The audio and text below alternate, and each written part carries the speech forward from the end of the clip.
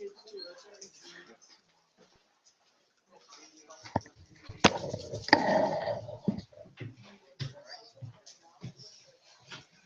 all good.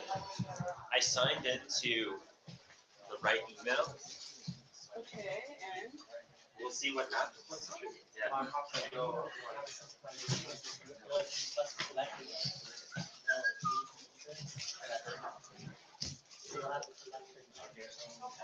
Finally got a decent night's sleep last night. Now I feel too tired. I slept too much. I wish I had that issue.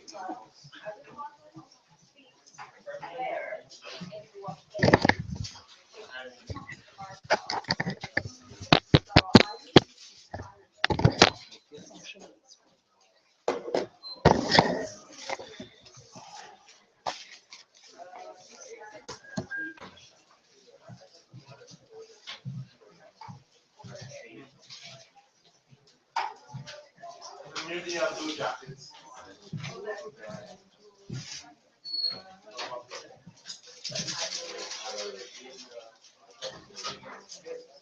yes. Yes.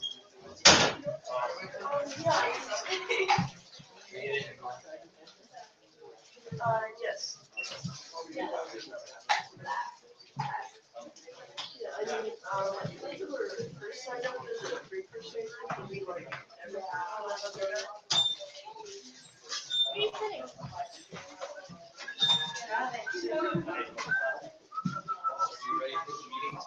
Yes. You guys have this story? Yeah, Padlet. Well, we kind of quit on the Padlet because we found out you can't edit each other's posts. So we just went back to the PowerPoint. Are you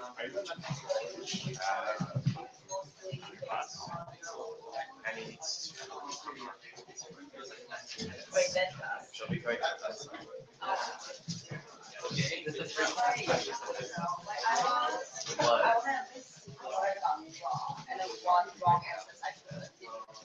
Hey, okay. That's not really the spirit of the idea. Oh, thank you.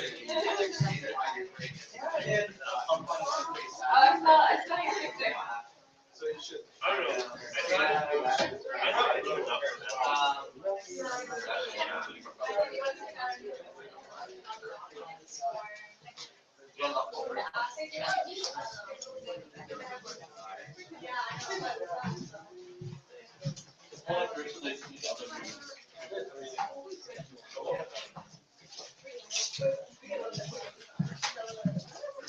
I don't know how that happened.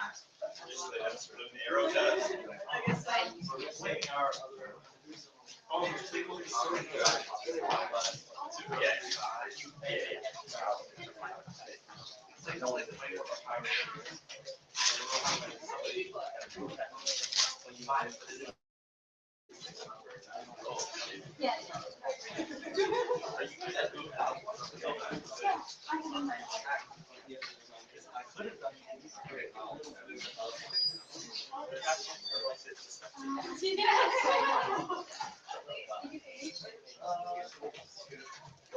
So I still have to read my ADHD. Sound like a really bad temperature.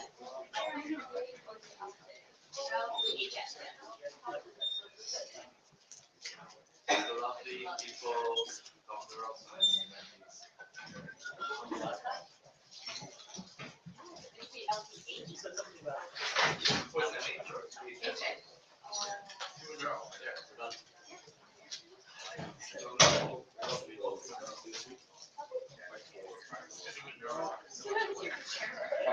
We're the lucky people of human error.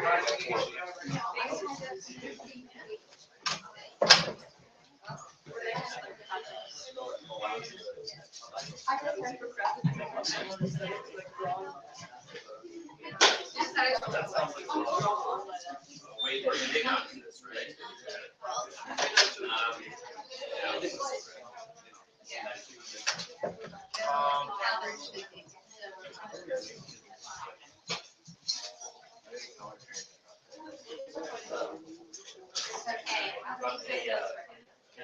It'll be That's what I was telling you about.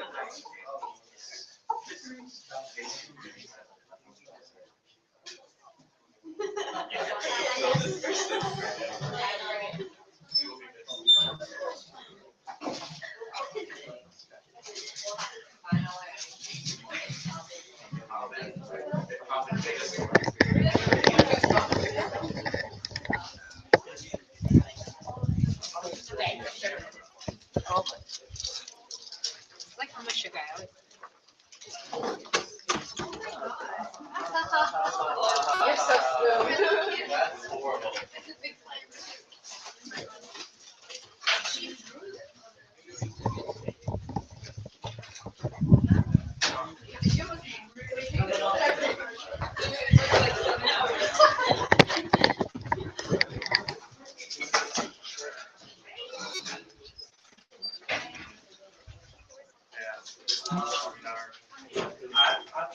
Okay, folks, if you don't mind, I'm going to try to get going. We do have about 70 odd slides to get through, so we have to be a little bit efficient in terms of our time.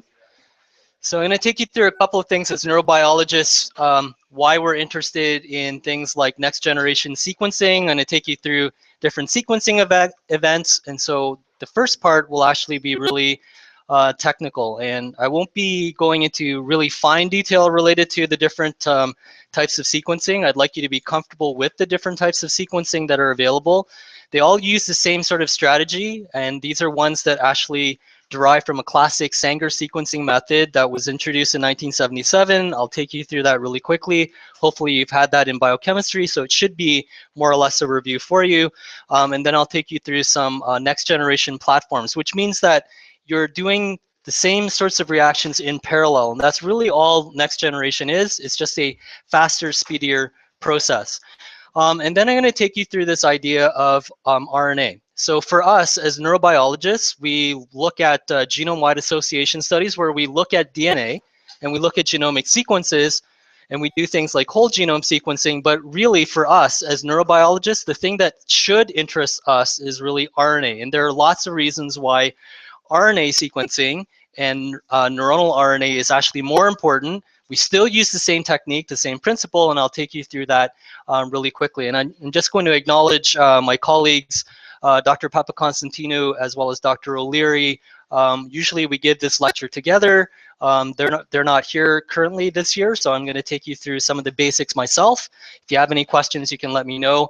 And I'm going to take you through this idea of RNA sequencing. And I'm going to give you one case example of RNA sequencing that's really important for us to understand. And then the next week, I'm going to take you through another example of RNA sequencing related to neuro. And then we're going to end with epigenetics and why epigenetics is really important. So throughout all of this, I want you to be thinking as geneticists as well as neuroscientists. And I'll actually start with a question. So if you had this $2 million lab, and you're over at the hospital for sick children, and you could do any kind of genomic sequencing work on any kind of sample tissue that you wanted, what would you do it on? What would you be looking for? What big questions might you answer? So sky's the limit. You can do anything that you want. What would you do? Sorry? Nothing. You can do whatever you want. You're your own PI. No one cares. You can do whatever you want. You can go and sequence a turtle if you want to. Up to you. You could do the whole turtle's genome. What would you want to do? Yes. I would want to do a GWAS study on anorexia and see if the disorders of predisposition to genetics. Okay, so do a GWAS study for anorexia. See if there's anything in the genome related to that. Okay, great. Eddie?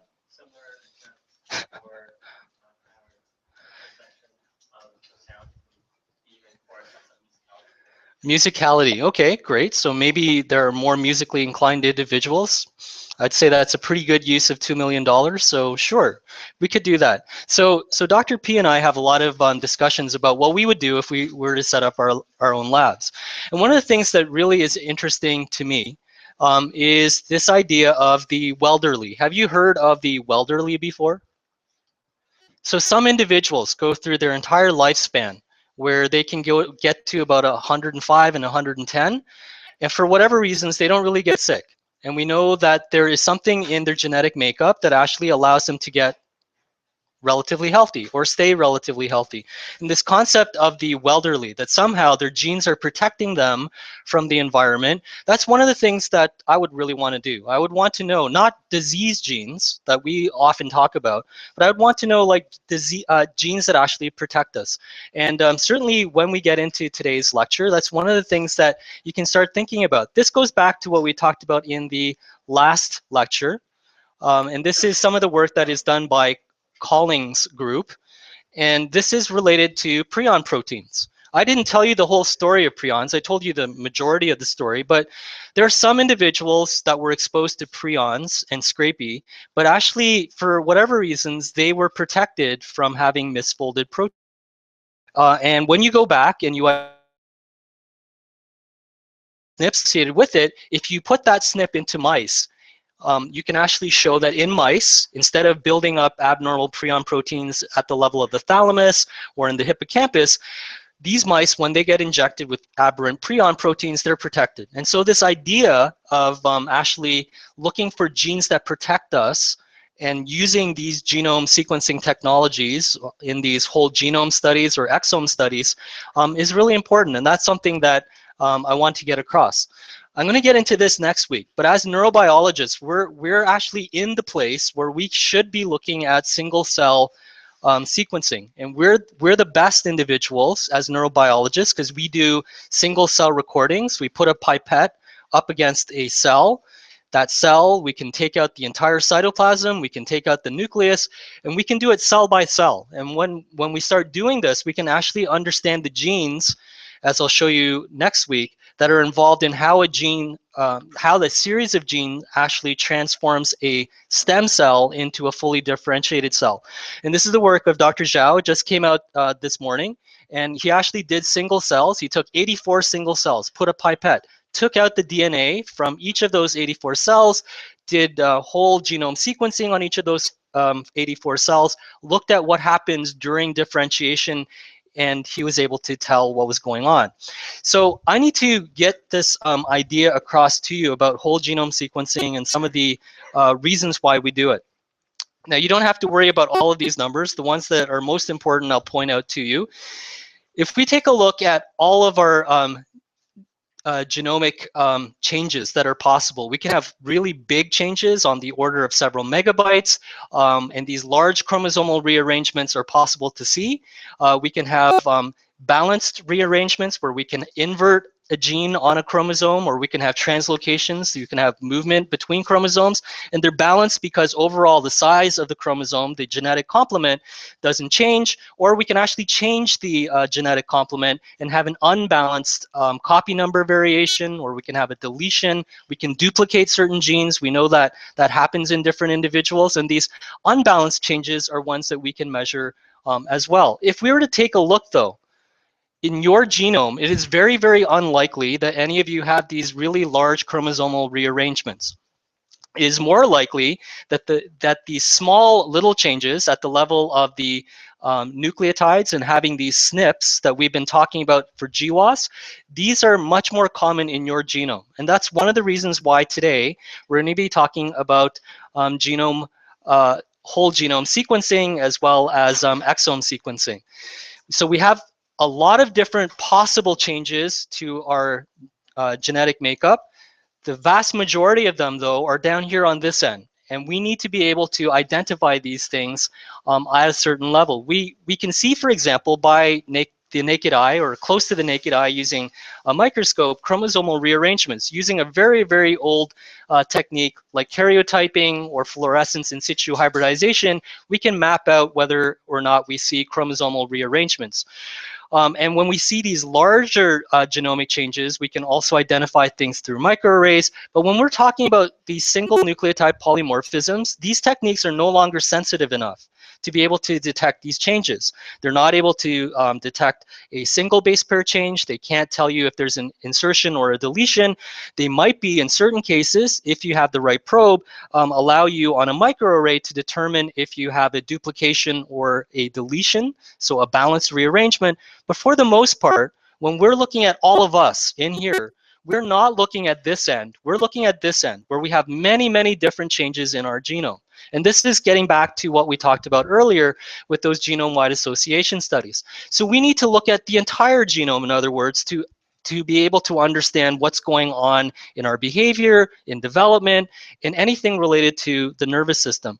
And so these are the techniques that I'm going to be covering for you today, how we do this sequencing and why we do this type of sequencing, and why as neurobiologists, we're really not as interested as much in DNA sequencing or whole genome sequencing. Because of the unique position that we're in as neurobiologists, we're actually more interested in transcriptome profiling or RNA sequencing. So again, I'm going to take you through this basic framework. We're actually going to be spending most of our time looking here in the second half when we do the application. So I'm going to take you through how we go from looking at individual variations or SNPs or small insertion deletions using whole genome sequencing or exome sequencing at the DNA level. We can also do RNA sequencing here at the level of the RNA or the transcriptome, and that overall we need to understand all of these differences. And nowadays, especially in neuroscience, the biggest area that you should be learning in all of your genetics classes is what is known as these microRNAs. And these come from those larger, long, non-coding RNAs, and that is the hottest area right now in genetics. It gets hot in correlated to how these long, non-coding RNAs form the microRNAs, which influence other genes of interest to everyone that's involved in genetics. So these are slides that I takes third-year genetics students through this whole process. So why do we actually genetic sequences? There are a number of reasons. So if you these had cystic fibrosis, in cystic it was mapped out, and it was done partly here in Toronto with John Reardon and Christine Baer over sick children. They were able to map out on chromosome 7 where they thought this, the issue related to fibrosis was. However, when they started to look, they started to see phenotype build up mucus.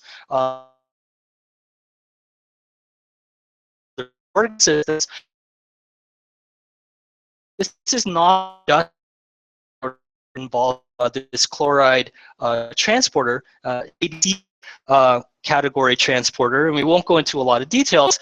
When they started to map all of this out, and they realized that the gene that was involved, that was typically involved in cystic fibrosis, where they had a deletion in 508 in the gene, it led to this transporter not being transported. This is a chloride transporter. It also transports water across when it's at the cell membrane, and any epithelial cell that you have in your body would normally have this chloride transporter as well as water transporter. And what happened was those individuals that had cystic fibrosis, this transporter, because of this delta 508 mutation, actually wasn't transported up to the cell surface. They also realized after doing more studies that in the same region they could have other mutations, and there are about 12 to 15 other mutations that involve this same transporter protein. Another one very close by actually leads to a very different phenotype. The transporter makes it to the cell surface, it's just not as active. So this gets into this issue. So we genotype this. We know where the problem is, and we know that the phenotype looks really, really similar. But the phenotype looking similar doesn't mean the treatment would be the same. Here, the treatment might not work because the transporter doesn't even get to the cell surface. And here, it gets to the cell surface, it's just not very active. So knowing the genotype actually tells us a lot. So you might look like you have cystic fibrosis. I have two different treatments that are available for you. I could either give you lumacaftor or I could give you Calideco. They're very, very different acting drugs. For example, if you are given lumacaftor, which is in clinical trials, it actually causes an increase in the trafficking of the misfolded CFTR transporter up to the cell surface. Now, compare this to what would happen if you were given Calideco. Again, you wouldn't know just based on your phenotype. You have cystic fibrosis, but you could have cystic fibrosis either because of the delta 508 or because of the G551D mutation. And as a result, if you're given Calideco, these transporters are staying open longer. It's like the little gating mechanism is removed, and so this now stays open longer and allows more chloride and more water to pass through. It allows the mucus levels to go back to normal, and the individual that is treated this way has an opportunity to be able to breathe normally because it's clearing, they're clearing the mucus. And so if you're given one treatment, it won't work on both genotypes, even though the phenotype looks really similar. So this is one reason why we're interested in doing these whole genome types of sequencing reactions. So to get there, this requires you going back to first year biology. All of you remember PCR, right? What do you need to be able to do PCR? It's a really basic question. So you need primers, for sure. So you definitely need these primers. What else do you need? You need a DNA or you need a template. So you need something to be able to synthesize across. And what else do you need?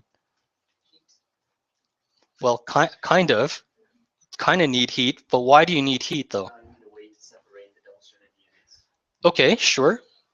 You need a way to denature the DNA to get single strands to work as a template. What else do you need? Yes.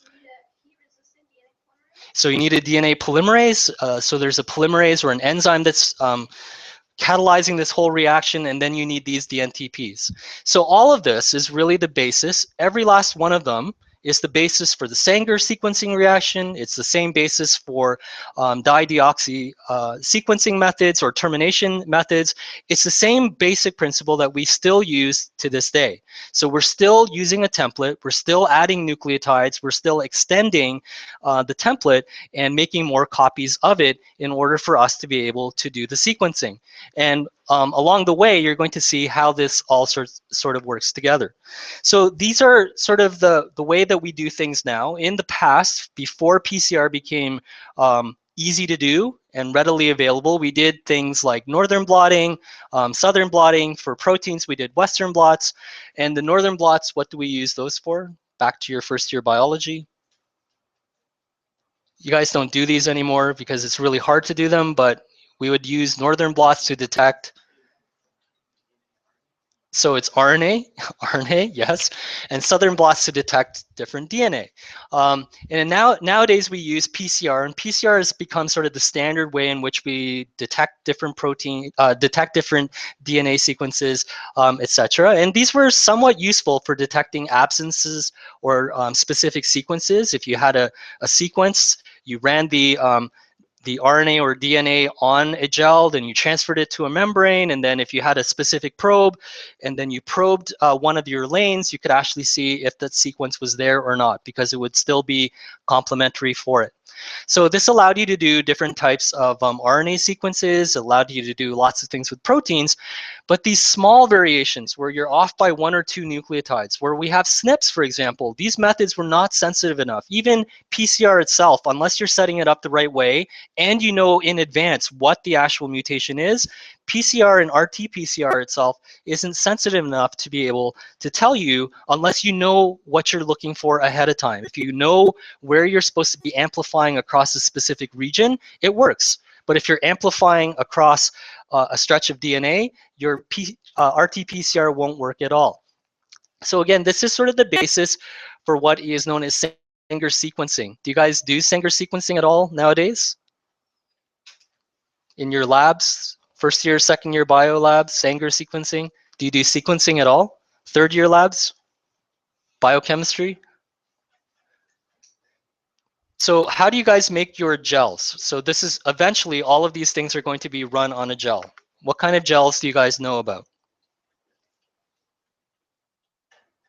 Yes.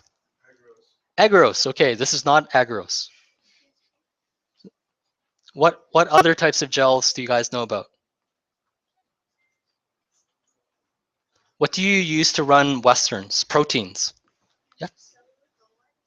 Acrylamide. So here we don't use SDS. We don't need to denature because we're having these small nucleotide fragments that are running through, but we need to have really, really thin gels. And the only way that you can have really thin gels is to use something like acrylamide to be able to get these really, really short fragments. Agarose is not enough to capture these small fragments. And so we run these on these acrylamide gels. Back in the day, when I was doing these gels over at CRND, we used to run 1 meter gels, and in the very, very old days, I only ran this once. We ran 3 meter gels. Like, imagine 3 meters. How tall is 3 meters? Yes, it's that tall. You actually have to get on top of a stool, and then you pour the gel down, and if it happens to polymerize too early, you have to take it all apart and do it again. So of course, you can see that no one would want to do this, right? No one wants to actually cast a gel, wait for the gel to set, then run the PCR-based Sanger sequencing reaction on here. And it's basically really easy. You take this DNA template strand, you use PCR amplification using a ubiquitous primer. So you have a really small primer that will sequence, which will extend across this entire template. And then you add to one lane this ATP, the DATP, and to this lane you would add the DTTP, DCTP, etc. So each of these sequencing reactions only labels for A or T or C or G, and this is still what we use today. We still do this sequential sequencing, and depending on how this sequence is added, then you can actually go back and start reading. And that was sort of the next thing that we did. So we cast the gel, we waited for it to set, the PCR was running in the background, we would then load the gel would then run, and then after we would pull the gel apart, we would transfer the radioactive nucleotides to a membrane, to a film, and then after we looked at the film, we'd sit there reading it backwards. So if it's running this way, the smallest sequences, we would know that this sequence that we had at the top, based on how it was running for each of these lanes, and you had to know which each of these lanes was. It would be CT, AA, GCT, and you can see that that is the sequence that you see there, the longest sequence that you have left. And that's what we used to do. That's the way that sequencing was done for a very, very long period of time. So Sanger sequencing was developed in 1977. I was still using this in the year 2000. So it was running for a very long time. It was a technical hurdle for most individuals.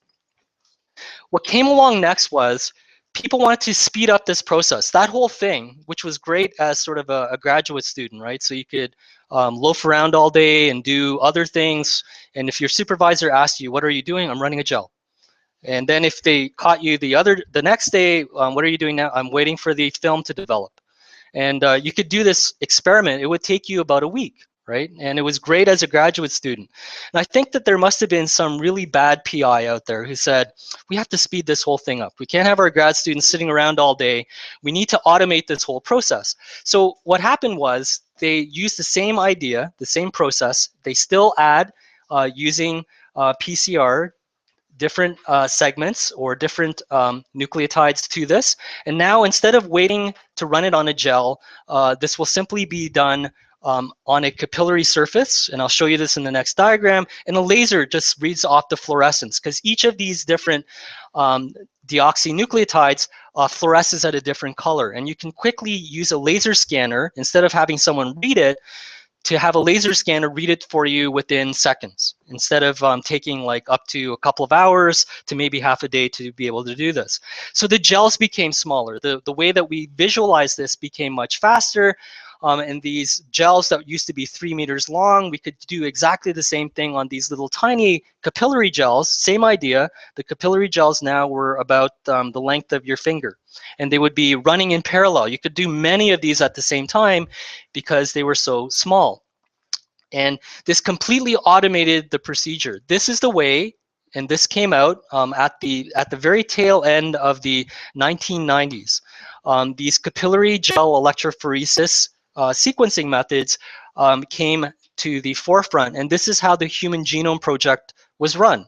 At CRND, there was a researcher by the name of Dr. St. George Hislop, who was the only person in Toronto who had a capillary electrophoresis sequencer, and he'd be running it all day and all night. And he was actually part of the Human Genome Project, and this is what allowed us to run these reference genomes. Up until then, it was really, really inefficient. So it's the same process. We still need a template. We still need to look at these different deoxynucleotides that are being incorporated into the synthetic strand that we're creating using PCR.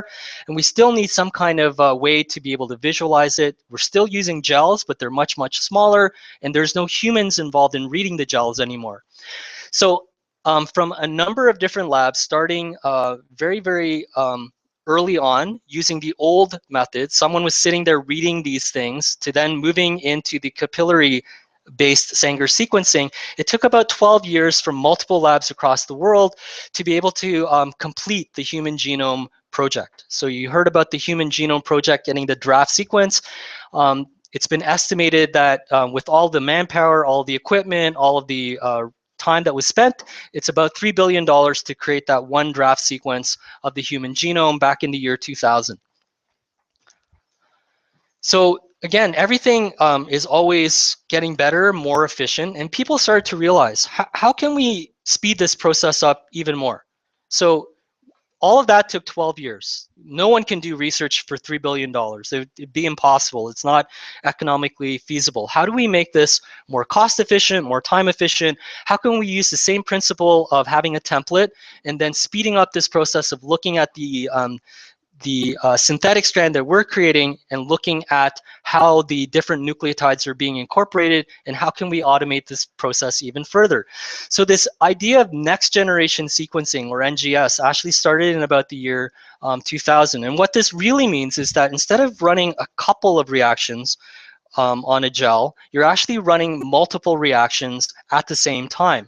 And this became a high throughput method where you had thousands to tens of thousands, and in some instances now where you're looking at really dense chips, you're looking at close to 1 million different sequences being run at the same time. So this high throughput method, which is part of this whole strategy of next generation sequencing, why not just run a whole bunch of these reactions, not wait for like 10 reactions, let's do thousands of reactions at one given time. It is supposedly less expensive. There was a recent report out, and this is for whole genome sequencing, and we're talking about this number. If you're hearing about the $1,000 genome, this is related to the whole genome. That's everything, introns, exons, your entire sequence. Whole exome sequencing has already been that cheap for a very long time. About 4 years now, it's been sub $1,000. It has been achieved recently in the United States, where we're now below, for the entire intron, exon, all of your bases, not just the exons, it's actually now less than $1,000 to get your whole genome sequenced. We're not sure yet, though, and this is the subject of some of the debates going on, whether or not the quality of the different types of next generation sequences are as good as the original sequences that were run to come up with the draft sequence. So again, running through the whole thing, to be able to go from start to finish, where you're isolating DNA, whether it's from the blood or from saliva, spinning down the cells, rupturing the cells, releasing the DNA, and then fragmenting the DNA, whether or not you do whole exome, and whole exome requires that you do a capture technique. I'll get to that in a moment. Or those of you who are doing genetics, what do we do for capture? Do you guys remember? So you sheared the DNA, you've isolated it, you sheared the DNA, you have the whole genome there. What do we do in the capture stage? Do you guys remember? Yes. You run adapters, right? So you run adapters that are specific for exon sequences that have been previously identified. And these adapters contain things like streptavidin, and then you can then pull down the streptavidin using magnetic beads. So that takes about 2 to 4 days. We're more efficient now, so we're on the shorter end. So let's say you skip that. You don't want to do whole exome, you just want to go right into whole genome sequencing. Whole genome sequencing now takes about 1 to 2 days. If we're interested in doing the whole genome sequencing, you don't have to go through the capture process and separate out only the exons. And then the biggest amount of time now is all this down here in red. So aligning the sequences to the draft sequence, doing variant calling. So here's my draft sequence. What's different between the Human Genome Project draft sequence and all the variants that existed in the DNA that I've just sequenced? Doing this draft call or variant calling also takes about 1 to 2 days, because remember, each of us has anywhere between 2 to 3 million different SNPs in total, and then doing the annotation, and then finally the interpretation of these results. All of this takes time, but think about the amount of time that you're able to save in doing all of this. You will know probably within about 14 to 18 days all the things that are related to your own genome.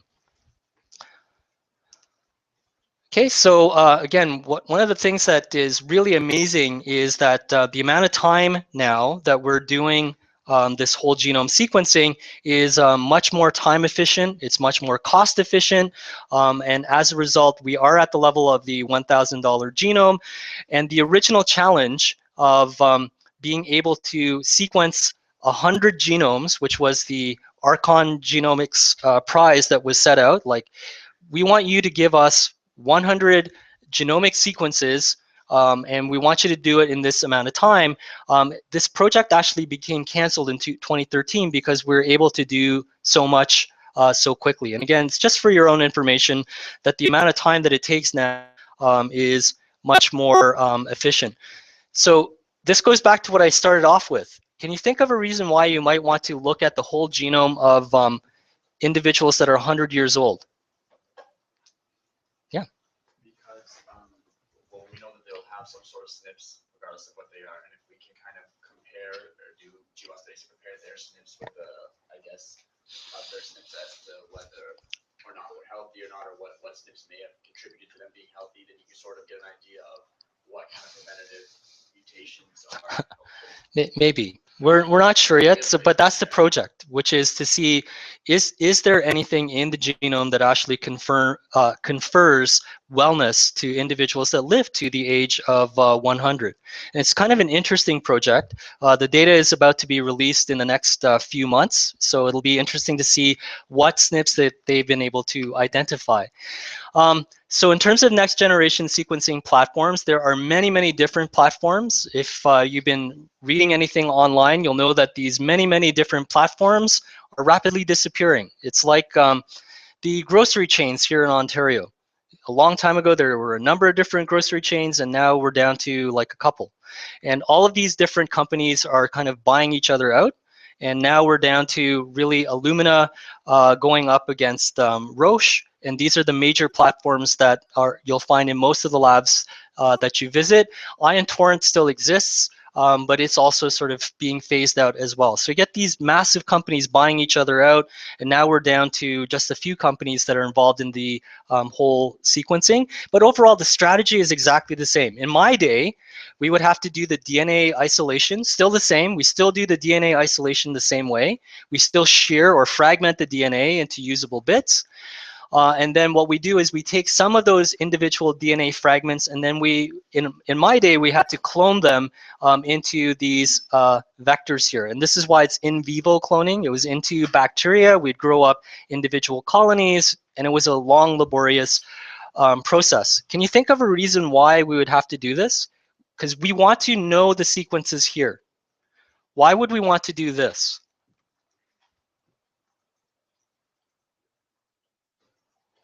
Because if you can answer this, you'll be able to understand what's going on in B. Any ideas? Yep. Is it a matter of giving you like a start and Yeah, that's right. So we know the sequence of the bacteria. And so we know like where this sequence, wherever we're reading across, so we'll know the sequences here, and then we don't know these. We'll be doing the genomic sequencing here. And then once we reach here, we'll know that now we're into the bacterial DNA. And that's the way that we used to do it. It was very inefficient, as you can imagine. So doing this, fragmenting, putting it into a bacterial vector, growing it on a plate, amplifying that plate, re-extracting those bacterial DNAs, getting these plasmids out, and then doing the sequencing, very, very laborious and time-consuming. And now what we do is we have known sequences with ligation adapters that we anneal to the different DNA fragments. And since we know these sequences and we've identified these sequences, once we're past the known sequences of the adapters, then once we're into the unknown sequences, we can determine, well, this is something that we should be looking at in terms of the genomic sequence from this individual. And so it's the same idea that we need a start and stop point, and we still want to be able to identify an unknown DNA template, but the way that we do it now is much more time efficient. We don't have to go through all of these intervening steps. Do you guys have any questions about that? I'm hoping most of it's a review for you, kind of. Good? Yes, no, no, not really. I won't ask you to know any more details than that. I know some of the students that either took Dr. P's class last year or taking things this year will probably know most of this.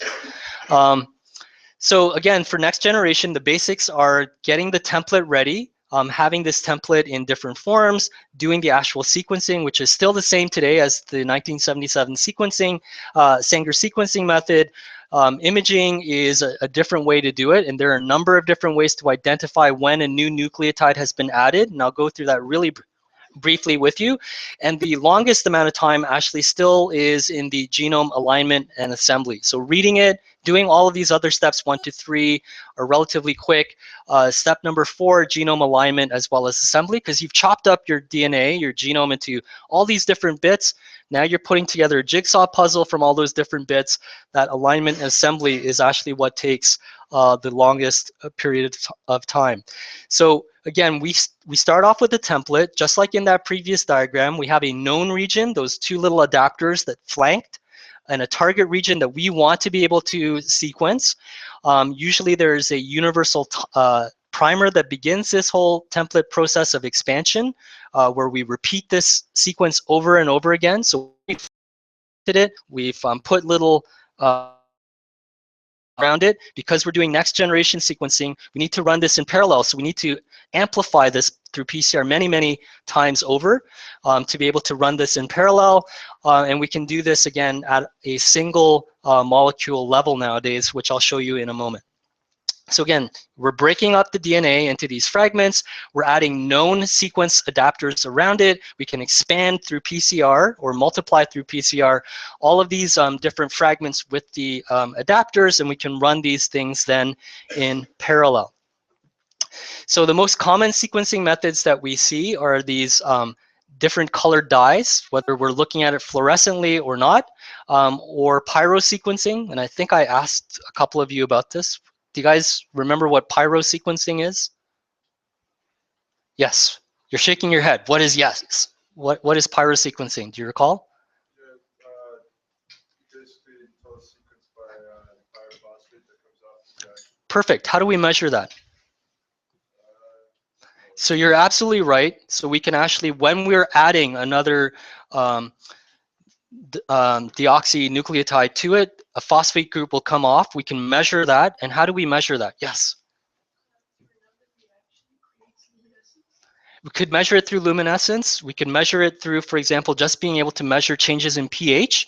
And so this pyrosequencing method, where when we're adding specific nucleotides, we know the number of phosphate groups that are coming off. We can actually measure those changes. And then we can do this real-time sequencing. And again, I won't go through this in a lot of detail. There are a number of different methods. This is basically the same sort of method. And I won't ask you to recapitulate this diagram or anything on the final exam. It's mainly to show you that we still do exactly the same reaction as the Sanger sequencing. We have a primer, we have a template, we have those DNTPs, we have a polymerase, and we expand this single fragment on this particular emulsion right here. And you can imagine there are a number of these different emulsions. So you could have different fragments on this emulsion here, a different fragment here, and we've re-amplified on this one emulsion all of the same fragments of DNA over and over again. So when we spot this one fragment on a solid state, a solid phase slide, like a glass slide, then we'll know exactly that that is one fragment. Everything on this one spot represents that one fragment that we PCR amplified. And then we can go in and just take a look. How are we adding these different nucleotides? And there are a number of ways that we can look at it. And the detection phase can be either looking at pyrophosphates being put into solution. We can look for fluorescent labels that are being added. And all of these, whether you're looking for pyrophosphate groups or you're looking for fluorescent labels being added, sequentially are very fast and automated now. No one is sitting there doing these reactions by hand. You just put it on a machine. It washes across these different nucleotides, and you can see how they're being added in real time. Okay, and again, don't worry about all the details. This would be representative of one of those little balls that I showed you, the emulsion. The emulsion is then put on a solid phase. So we know that in that one solid phase, we have the same sort of fragment that's repeated over and over again. And so when we start adding different nucleotides, whether we're adding A, G, T, or C, we do this in sequence. So we put across here like all the A's, we see the fluorescence, we take a quick picture, then we put across all the C's, we take a quick picture, the T's, etc. And by doing this sequentially, we can see which dots we're seeing A's being added, C's being added, G's being added, etc. And it's done incredibly quickly. And again, remember, these are all like multiple versions of the same part of your genome. Any questions about this before I go on? Really technical or not technical enough? More technical? No. Okay. Okay, so the hardest part then is really once you've got together, and the computer does this for you, all of the A, C, G, T sequences that are being generated for a particular spot. So you'll know that this spot, for example, might have CAT, CGT, and this bottom spot will have the sequence CCC, C, etc., all the way through. Then by comparing those and trying to align them to a known sequence, the draft genome sequence, then we can start to see, are there any differences in fragments that we were sequencing using this next generation sequence. So I borrowed this from one of my colleagues, Richard Wintle, and actually this is to give you an idea of what I was talking about earlier. When they came out with the draft sequence of the human genome actually isn't one individual, right? So the human genome actually is from many different back libraries. So we put the genome into different back colonies. Baculovirus is sort of an artificial chromosome. And then when we did that, we were able to put together sort of a Frankensteinian genome. And that's what we still, to this day, when we have a sequence that has just come through whole genome sequencing, we're actually comparing it to not one individual, but to many individuals that allowed us to come up with this draft sequence. So for example, on chromosome 7, it's not one individual. Each of these different colors represents DNA from different individuals, even though that's the draft sequence of chromosome 7 that we will compare it to. Chromosome 13 is a little better, right? So most of it is one individual or from one source, but we also have some of chromosome 13 coming from other sources. Chromosome X, you can see, is a total disaster. It comes from a number of different baculovirus sources, different individuals, etc. And so when we're comparing our sequence to the draft sequence that's available online that every lab does, it's actually comparing it to a really mosaic sequence that's been derived from many X chromosomal sequences. So just for your own information. So I'm going to talk really briefly about whole genome sequencing. I won't have time to talk to you about cancer genome sequencing. I'll briefly touch on exome sequencing, and then I'm going to concentrate on RNA sequencing. And do you guys know what chip sequencing is? ChIP-seq? What is ChIP-seq? ChIP-seq? Yes.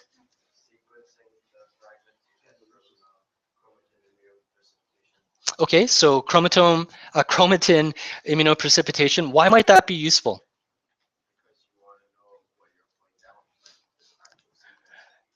Pulling down what though with your actual sequence? You're 100% right.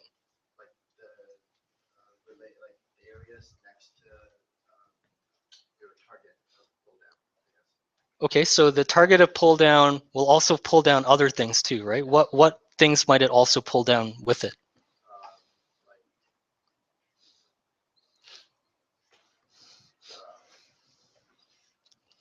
associated proteins. Associated proteins, great. Do you have anything more? You could be pulling down methylated sequences, etc., and we'll get maybe into bisulfite sequencing later on. But you're right, the transcriptional activators and different factors that control gene expression are useful in chip sequencing as well. But I'm going to talk to you a little bit more about RNA sequencing. For us as neurobiologists, this is actually more important. So nowadays, we don't even call it whole exome sequencing, it's just exome sequencing. And we do the same thing. We do the same process. It's a little bit faster in some ways because we're only looking at about 1 to 2% of the entire genome is the exome. We don't have to worry about all of the introns, the regions that we don't normally expect to see being transcribed. But because of the capture process, where we're taking the fragmented DNA and we're using different adapters that allow us to pull down only sequences that have been identified with being parts of exons, because that actually takes about 2 days for this to hybridize well, and because we need to ensure that the hybridization of the exons only works well, it adds a little bit of time at the outset. Okay, so we do these paired sequence readings, similar to what we talked about earlier. So this is a slide that I kind of would hope that you'll keep in the back of your mind. You'll probably need to know this for your final exam. It's a really important concept slide. The whole genome sequencing, introns, exons, everything else, tells us a lot about point mutations, tells us about copy number variations, tells us about structural variants. Whole exome sequencing, which is only about 1 to 2% of the entire genome, is really good at identifying point mutations, tells us a lot about disease processes. But the things that I'm more interested in are over here on the right. And hopefully by the end of today's lecture, the second half, you'll understand why I'm more interested in this transcriptome or RNA sequencing. And this is because this tells us what genes are actually being expressed. It doesn't tell us about, yes, you have this gene or that gene. This actually tells us that you have this RNA, therefore this gene is being expressed.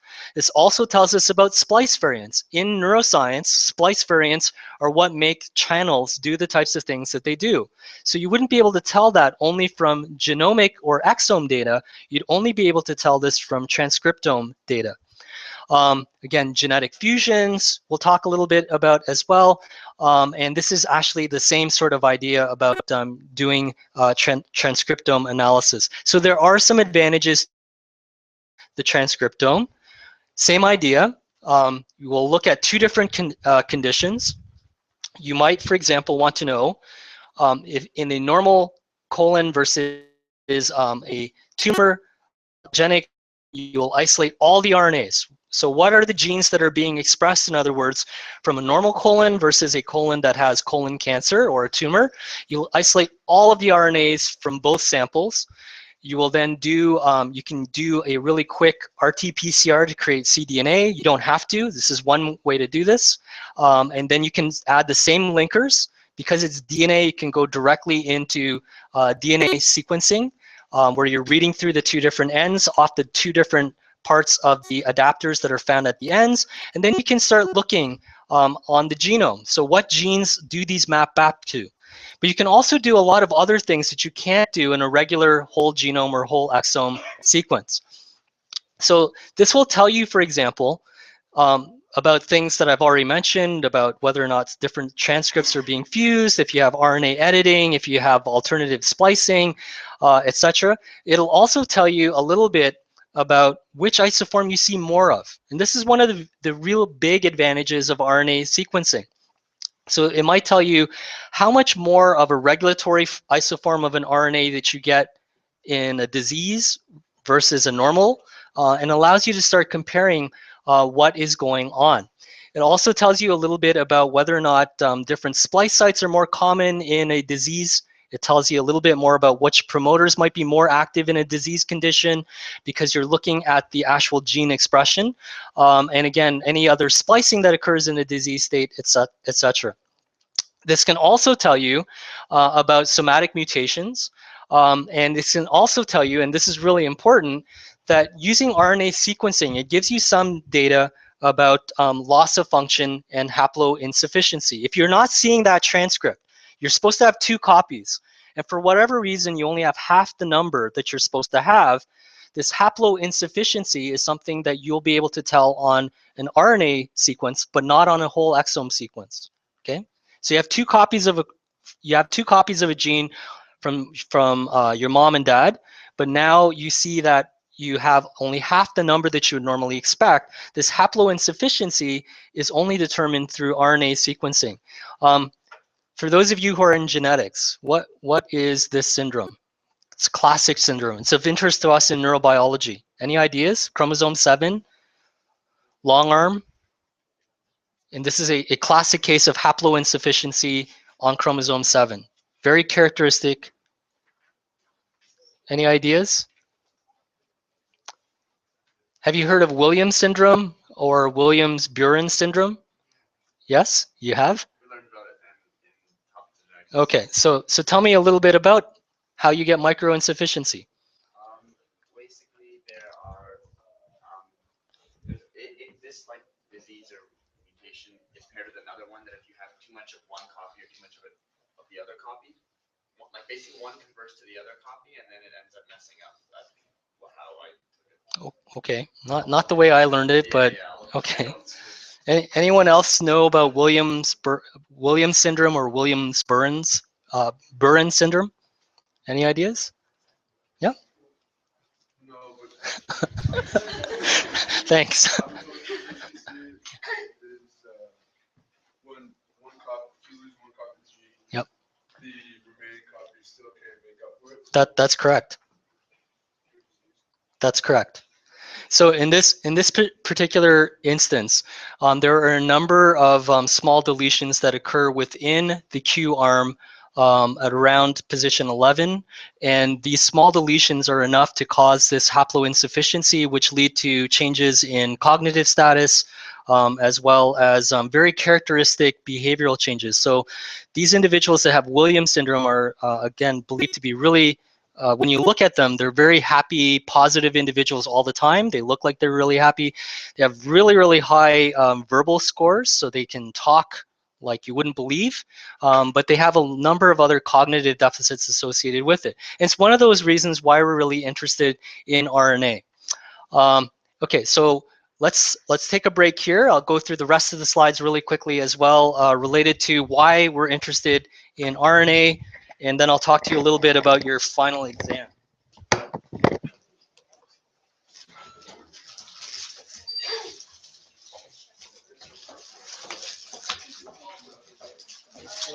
I'm going to work with Maria. Yeah. Well, I mean, I think we're already meeting this Friday, and I think we're gonna sort of figure everything out. Do you know if there's another, like, are we just all gonna be doing a little bit more work, or should we? Yeah. Yeah. But that seems fine. If you have any problems, we'll email you. Yeah. Thanks.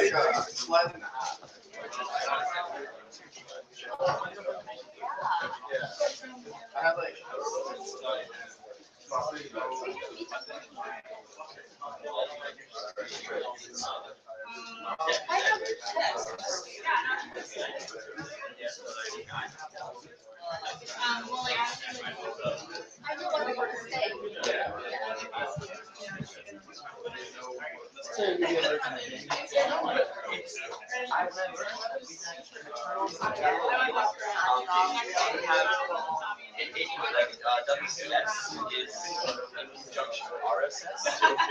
Another form of alleles and one mutation exactly or alleles, and that's what decides whether you're RSS or WBS. So that's how we learn that. So it is haploinsufficient. I guess you only have one of the two, maybe twice the amount of each of those.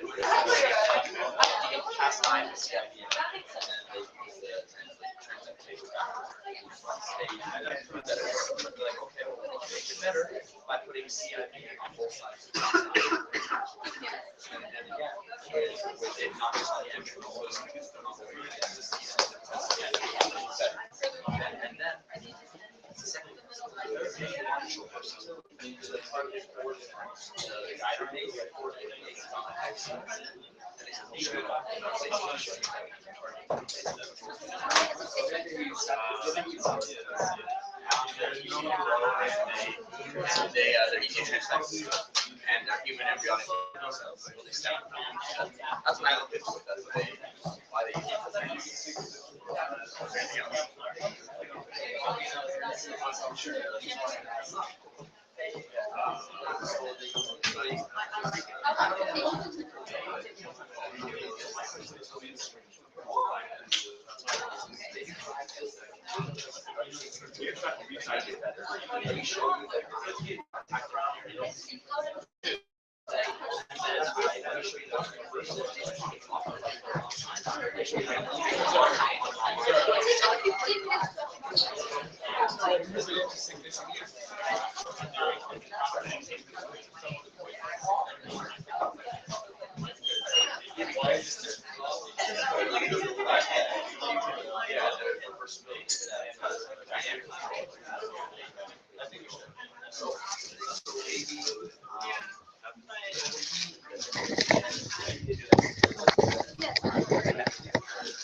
Okay, okay.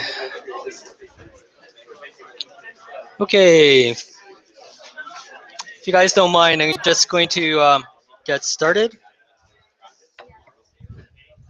So again, this is actually a really good slide to make sure that you are aware of as well. So I kind of put it out to you that RNA sequencing is actually fairly easy to do. It's actually a little bit more challenging, and there's some issues associated with RNA sequencing.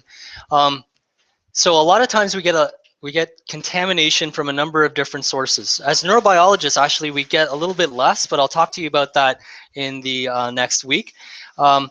But some of that can come from ribosomal RNA sources, mitochondrial RNA sources, etc. So we kind of worry about that. Getting enough RNA is always a problem. And then because RNA is so fragile, the quality of the RNA is always something that you have to be worried about. RNA degrades relatively quickly. And so RNases have to be inhibited. You have to make sure that the RNA is of sufficient quality to be able to read through. Again, RNA itself, when we take a look, is usually composed of small exons and large intron sequences. I told you we have to map this back to do the alignment and annotation. Because of the way that we're reading RNA, becomes somewhat difficult to be able to do this because of the way the exons and introns are arranged. Introns are always bigger. I mean, if it's 1% versus the remaining 99%, you can imagine most of that is in an intronic sequence. And the relative abundance of different RNAs, depending on what type of RNA, can vary from 10 to the 5th to about 10 to the 7th in terms of a difference in the order of magnitude. Again, we also have this as a big issue, and that's something to consider. So if you're looking at challenges associated with RNA sequencing and you're reading a paper, you have to see if there's a bias in that paper. A lot of times, because it's the easiest thing to do, is to do a quick RNA pull down using something that has that will bind to the poly A tail to get the messenger RNAs. You might be selecting for RNAs that have this 3' end bias. Not all RNAs, for example, have poly A tails. You may not be getting all the RNAs. It's only some messenger RNAs that actually have this. And so this gets into this idea of the entire transcriptome. We want to be looking at everything, all different types of RNA, including the long non-coding RNAs, the ones that we normally wouldn't detect using traditional poly A pull downs, because these long non-coding RNAs are the sources of these microRNAs, which in turn can get packaged into exosomes. And you guys have heard of exosomes, right? What are exosomes? Not exomes, but exosomes. Any ideas? Exosomes? Richard? It's like a vesicle that contains something that essentially gets trapped out.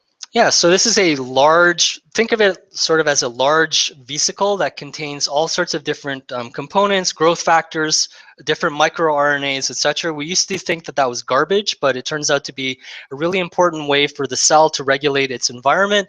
And these microRNAs, after they're processed from the long non-coding RNAs, get packaged into these exosomes, and they affect the cells around them. They affect the environment around them. They can remodel the different tissue around them, etc. So again, this is all of the RNA, and this transcriptome is actually really important for us as neurobiologists. And although we look at whole genome sequencing, and although whole genome sequencing, from the standpoint of looking at GWAS studies, to be able to identify where different SNPs might be associated with a different disease condition like schizophrenia or a different disorder, although we do a lot of that, in fact, as neurobiologists working the other way, we're actually more interested in this idea of RNA and the transcriptome, or doing RNA sequencing. And here's a good scenario where recently RNA sequencing was used in neuron progenitor cells to actually demonstrate the overall efficacy of this technique. Some of you will know that there's this disease going around called Zika, the Zika virus. You guys have all heard of the Zika virus? What do you guys know about the Zika virus? Yes, check. Yeah.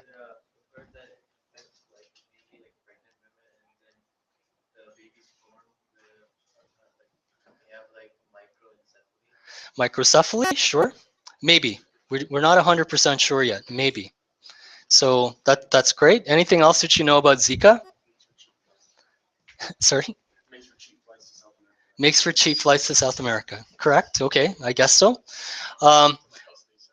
So again, the Zika virus, no one really cared about it, to be quite honest. There were lots of outbreaks. They weren't really widely reported. It started out in 1947 in the Zika forest in Uganda. It actually didn't start out in humans. It started out with sick monkeys. The monkeys started behaving erratically. They had motor issues, which are common in some forms of this virus. And that's where it stopped for a very long period of time. We didn't hear about Zika again for a very long period of time until 2007. There was a small outbreak in Micronesia in 2007 that people are now going back and investigating. It's spread from Micronesia and then spread throughout French Polynesia and into other parts of Easter Island, etc. And then in 2015, it spread into Brazil.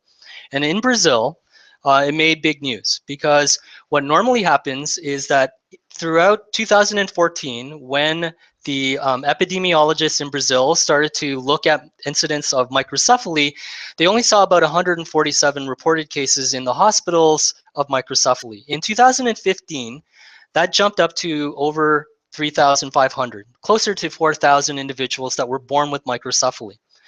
Now, issue Brazil before 2014, probably during the World Cup, an individual that was infected and may have had some of the symptoms like fever, headache, conjunctivitis, or redness in the eyes, sore joints, etc. It feels an awful lot like having the flu or a cold. Joint pain, muscle pain, etc. You might have some bumps on your arms and these very typical rashes. But overall, you're not that heavily affected. That individual probably came to Brazil for the World Cup, or a number of them infected other mosquitoes, which then bit other individuals. And there's a suggestion that microcephaly is a result of individuals who are pregnant in their first trimester while they have the Zika virus that causes them to have microcephaly. So again, this is 1947. This is where it all starts. This is actually a member of a larger viral family, the flavivirus or Flaviviridae family. This is a positive sense, a single-stranded RNA virus. I'll get into a little bit more in the next lecture about this, just in passing to wrap things up. This is the same family that is associated with dengue fever, yellow fever, West Nile virus, so that we get that here. It's the same family of viruses that we get up here, as well as Japanese encephalitis, chikungunya, etc. And this is carried around by one particular species of mosquito, and it's the Aedes mosquito. What do we have up here in Canada? We have Aedes. So we don't have the albopictus, we don't have Aegypti. Do we have Aedes mosquitoes? I don't know, maybe? I don't think so. I'm not sure, to be quite honest, about that particular species. What other two species do you know? Like one of those trivia games. You guys have heard of Anopheles mosquitoes? We don't have those. Okay, what's another type of mosquito that we might have up here in Canada? Have you heard of the Culex mosquito? So we have the Culex. So right now, Brock University is trying to see, does this virus actually infect the Culex mosquito? Because if it does, just like West Nile can infect the Culex, then we are at risk of having issues up here in Canada as well. We don't have the Aedes type, we don't have Anopheles, we have the Culex type. Don't worry about this list. This is just to give you an idea of the different types of viruses that exist. I'm mentioning this in passing because some of these different viruses, like this herpes virus up here, the double-stranded herpes virus, one type I'm going to be mentioning, it's a different type of virus. It's a cytomegalovirus that is one of the different types of viral infections that previously in the literature and clinically has been shown to cause microcephaly. You can see it's a very different family. It's a DNA virus. Here we're talking about the Flaviviridae down here at the very bottom, which is an RNA virus, single-stranded and in the positive sense. So this one series of papers actually has come out to suggest that maybe there's a mechanism.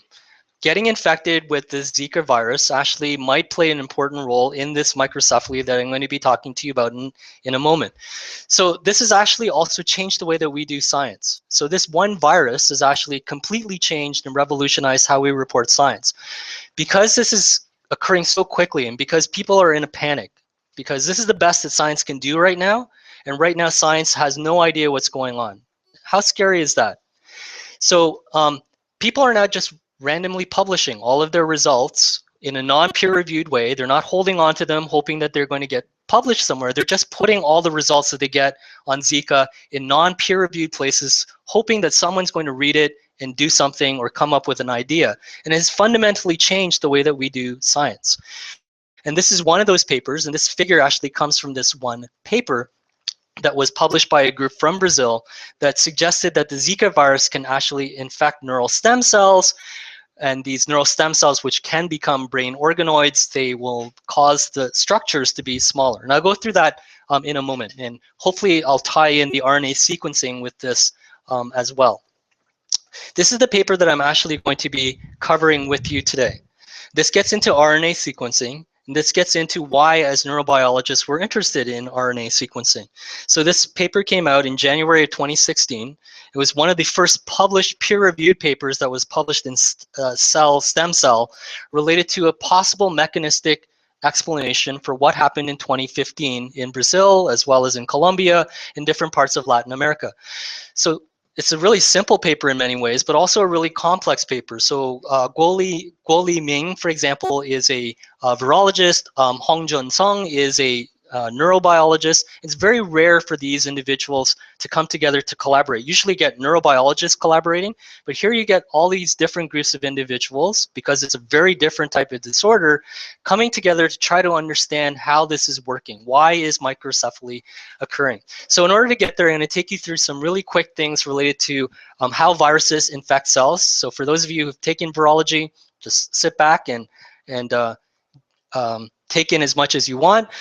So the overall viral structure, so here's the genomic element that we're interested in here, this viral RNA.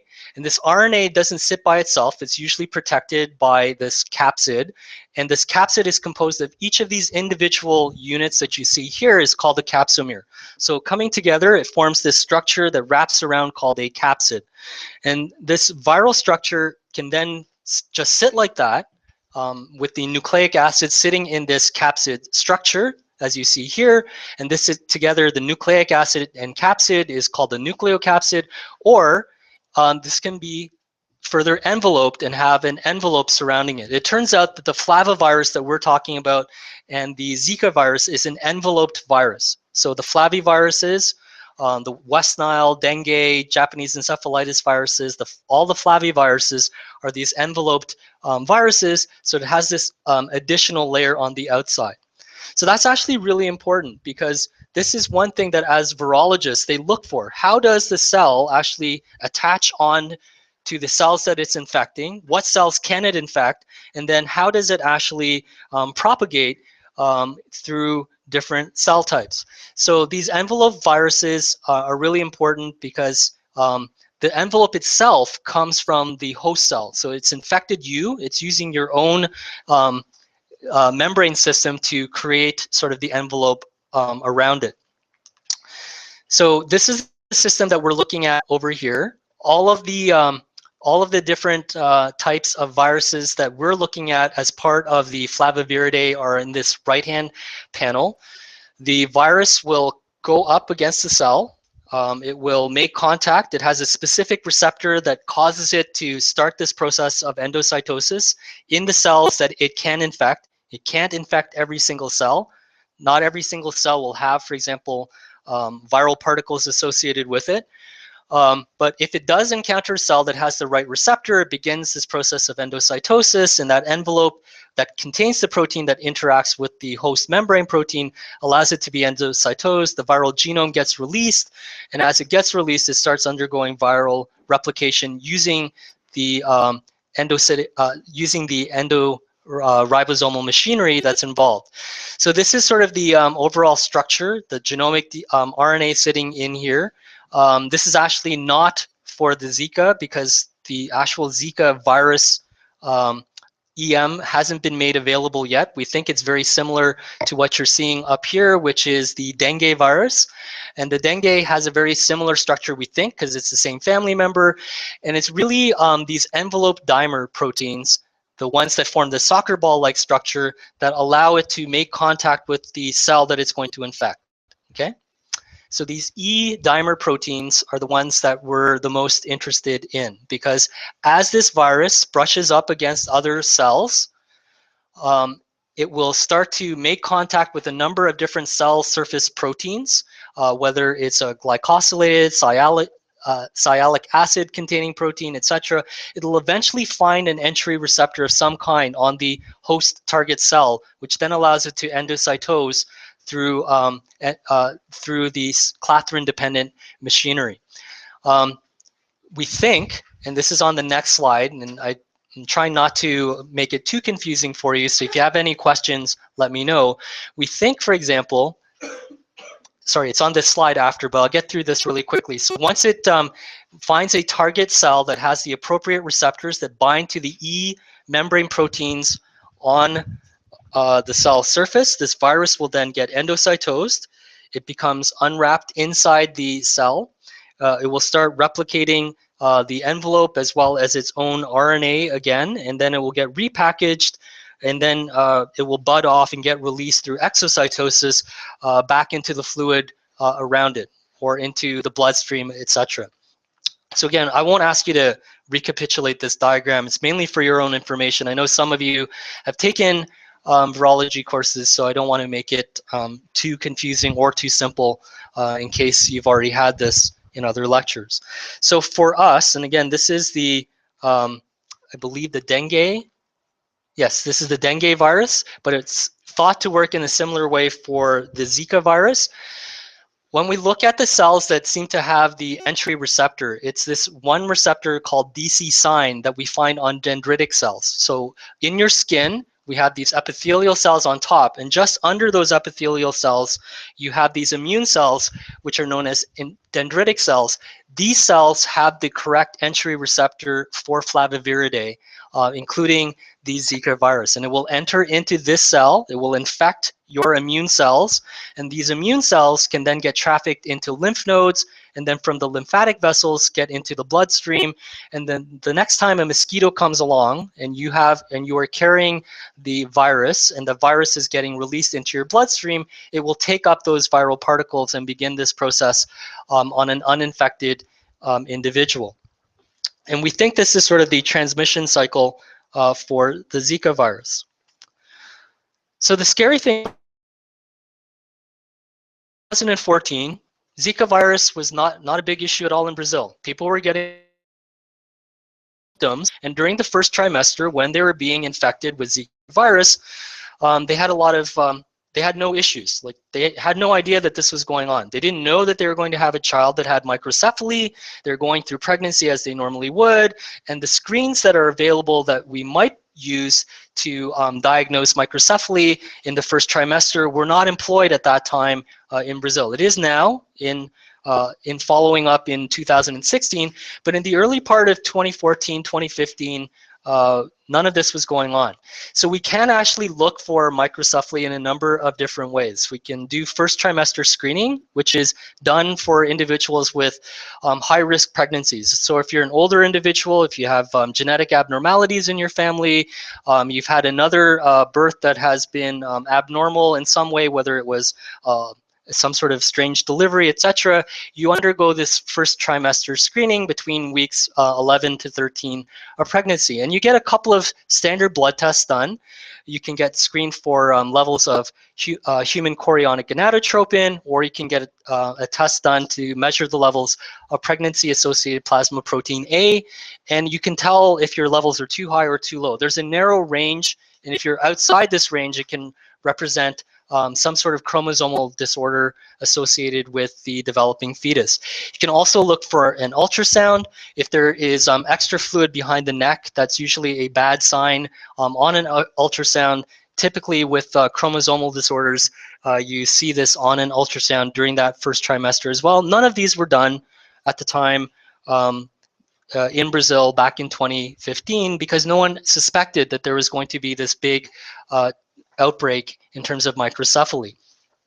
So again, if this screening is abnormal, then other types of tests can be done.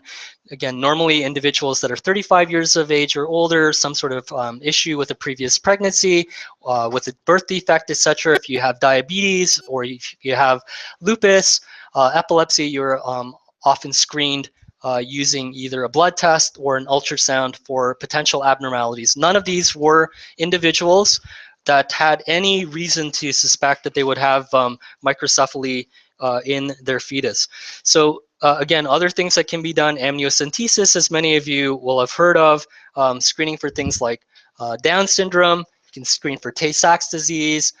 You can also measure for other proteins beyond sort of the HCG as well as APAA. You can also measure for alpha fetoprotein, and this is something that you can look for levels. If it's too low, then you know that there's an issue with the developing fetus, or you can look for high levels of AFP, which can also indicate that there is a defect in some of the tissues, a neural tube defect, where you might have anencephaly. So again, these tests not done initially, or you might be testing if you have higher levels of AFP for other openings in the stomach, where you have parts of your intestine. Both of these disorders are where your intestines are actually sticking outside of your body. All of these are associated with AFP, or you could be looking for acetylcholinesterase in the fluid as well. Through amniocentesis, it means that there's a problem in the neural tube. And both of these things would be screened for if you suspect microcephaly. And we'll get into reasons why you might suspect microcephaly in a moment. So again, fetal testing, we won't go into a lot of details, but you can do amniocentesis week 14 to 16. You can do chorionic villus sampling, where you take part of the chorionic villi. Oftentimes, a lot of students think that this is part of the placenta or part of the fetus. It is not. Sorry, it's not part of the fetus. It is part of the placenta. So the fetus isn't hurt at all by this chorionic villus sampling. It's done a lot earlier, and it can be used for karyotyping as well. And this is sort of the karyotyping. Even in amniocentesis, both the fluid as well as any cell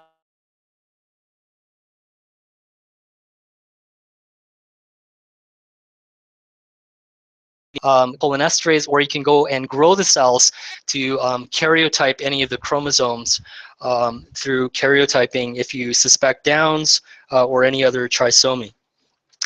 So why would someone want to get this done? So you might do this for all the reasons that I mentioned, or if you knew that running in your family that there were already chromosomal abnormalities, trisomy 13, trisomy 18, if you had deletion syndrome of any of these other chromosomal regions, if you suspected, for example, and this is something that unfortunately happens once in a while, if there's decreased oxygen to the fetal brain or cerebral anoxia, that can also lead to microcephaly.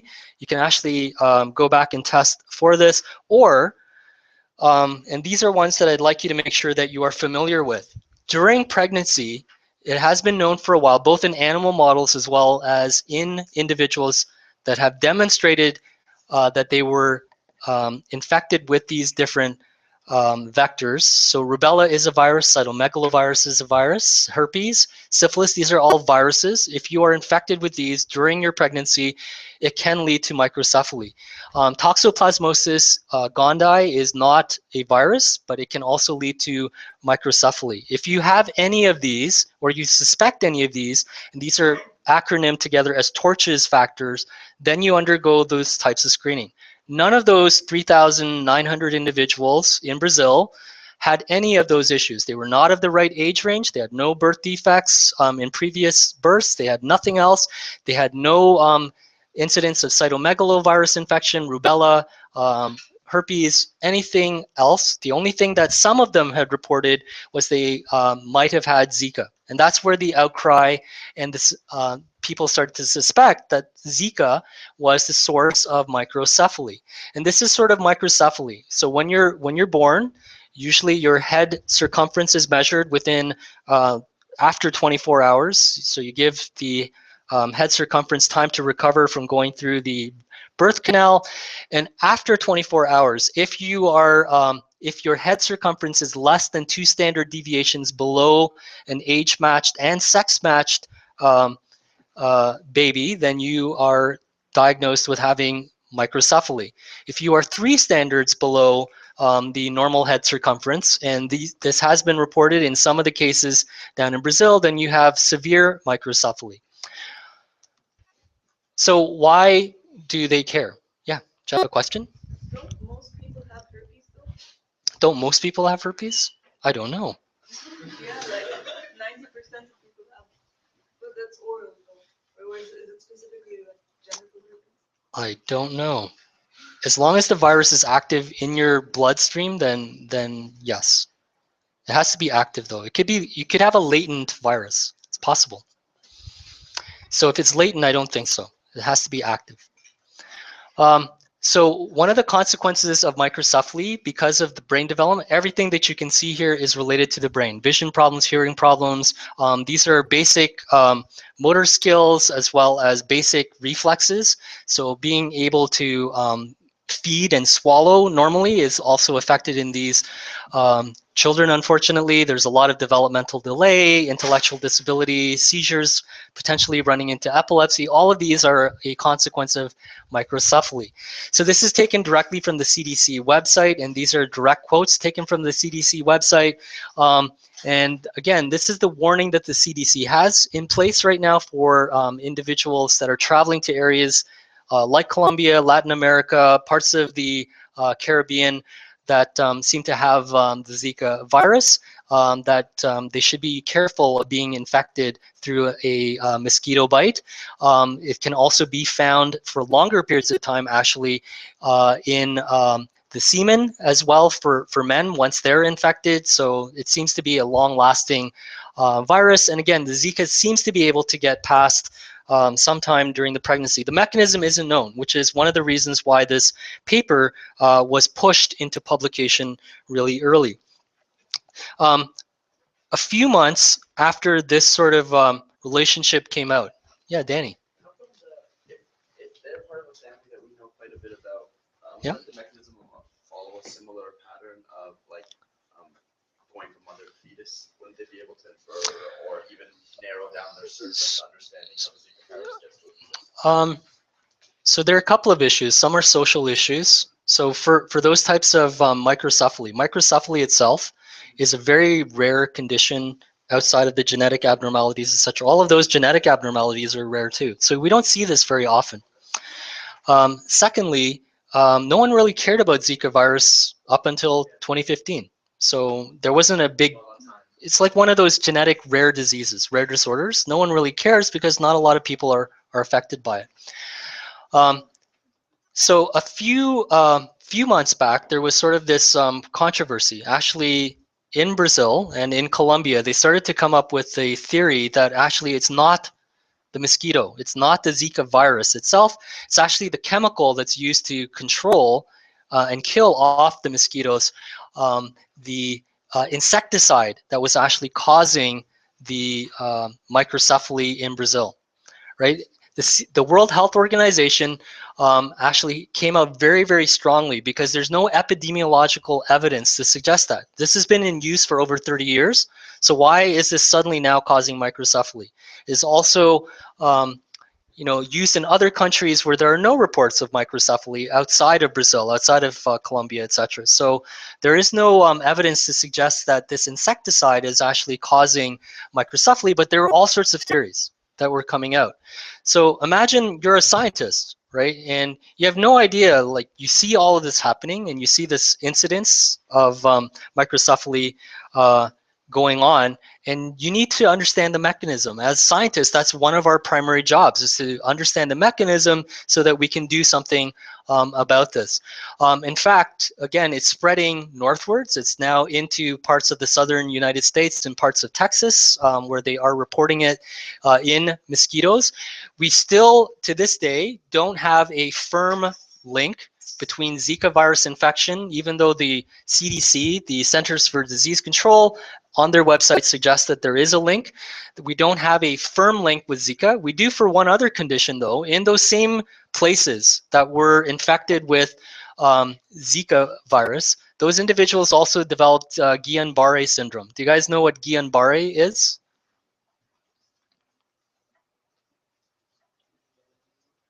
Yeah, Chelsea? It's like a type of immune reaction that affects the nervous system. Yep, so it's believed to be an immune disorder that affects the nervous system. It starts off like having pins and needles in your legs or one of your extremities, and then it starts spreading. And usually it gets worse. And so this is Guillain-Barré.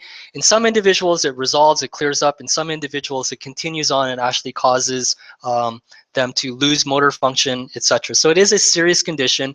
It is found in Micronesia. It was found there after their Zika virus outbreak. It's found in Brazil. It's found in Colombia. It's found everywhere that Zika has been a major player. So now it is a concern as of February the 1st in terms of a World Health Organization declaration that it is a state of emergency in terms of Zika in certain areas of Latin America and into the Caribbean. So we know a couple of things. We know that Zika can infect human skin cells, including keratinocytes, and this is very consistent. Mosquitoes bite through your skin. Makes sense that they would be able to infect your skin cells like keratinocytes, the dendritic cells that are right under your skin, etc. The Zika virus has also been detected, and again, this study came out very early in 2016 in the amniotic fluid. Remember the amniocentesis, the same amniotic fluid also contained particles of Zika. Normally, viruses are excluded from the amniotic fluid, but it was found there. So it suggests that the Zika virus can cross certain barriers like the placental barrier. It's also been found in the fetal brain tissue of a fetus that was spontaneously aborted that had microcephaly, and the Zika virus was found in the brain tissue, one brain tissue at least. But there isn't a lot known about the direct cell targets. They don't know how the Zika virus actually works. They don't know how it causes microcephaly, even though there is this link to it. And of course, access to human brain tissue in general is bad, and fetal brain tissue is extremely limited as well. So we need to understand this mechanism and how microcephaly might occur.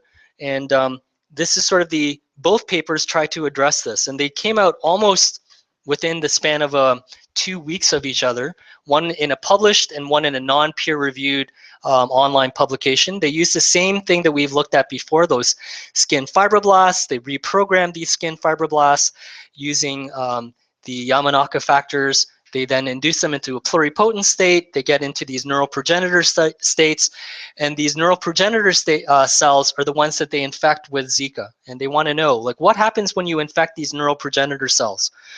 Again, these neural progenitors in theory can form neurons, astrocytes, as well as oligos. And we know that this is done in the first trimester. It seems to be where they're the most vulnerable. So what happens when these neural progenitor cells are infected with Zika virus?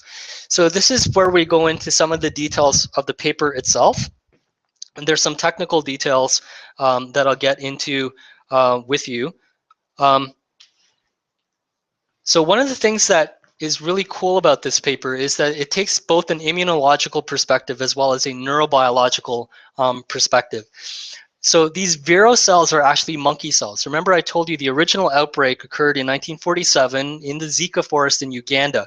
And so these monkey cells, these Vero cells, are from the monkey line. They are interferon deficient. So those of you who are taking immunology, what does that mean? Interferon deficient cells? They can't fight off the virus. Yeah, interferons help us to not get infected by the virus. So if you're interferon deficient, it makes it easier for the virus to infect this monkey cell line. So when they infected this cell line, the sequence of the virus that came out of this infected monkey cell line was identical to the original infected rhesus monkey virus. So it suggests that this is the pure stock, the original stock that they've infected into this Vero line that they're beginning with. So they had the Zika virus that began this whole thing back in 1947, identifying the sequence MR766 through RT-PCR. So they wanted to know, how does this infect? Does it infect all cells? Is it like, does every single cell have the receptor that allows this to get into the cell through endocytosis?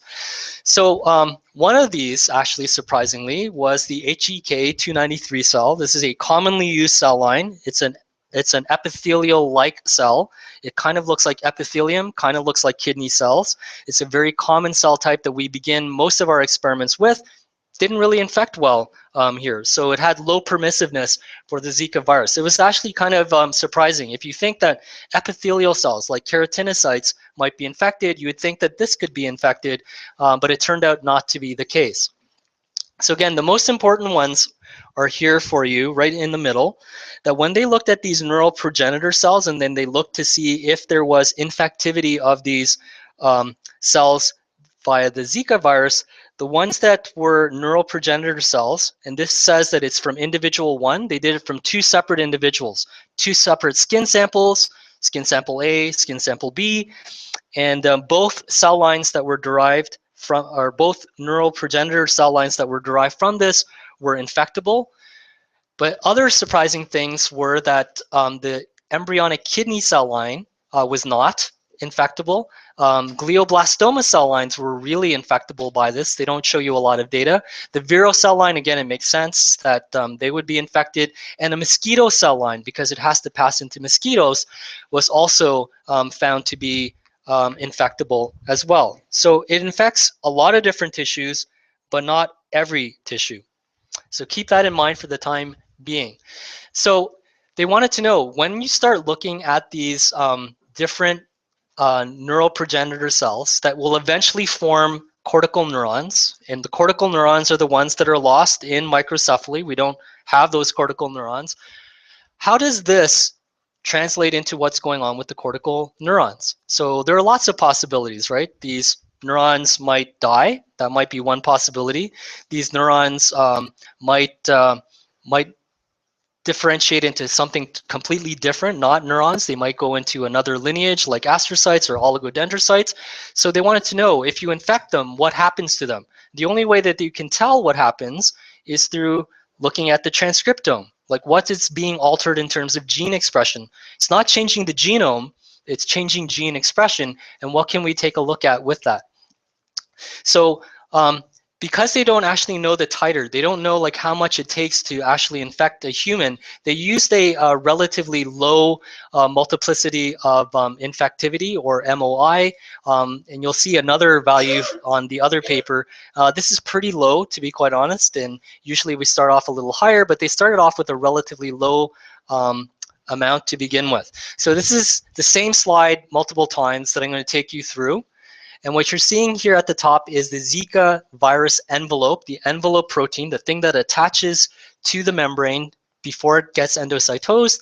And if you infect the, if you look at the neural progenitor cells and you have the Zika virus added to it, you can see that they infect a lot of these cells, the neural progenitor cells. And these are what it looks like normally. And you can see them forming these very characteristic staining patterns inside. Okay, so just hold on to that for a moment.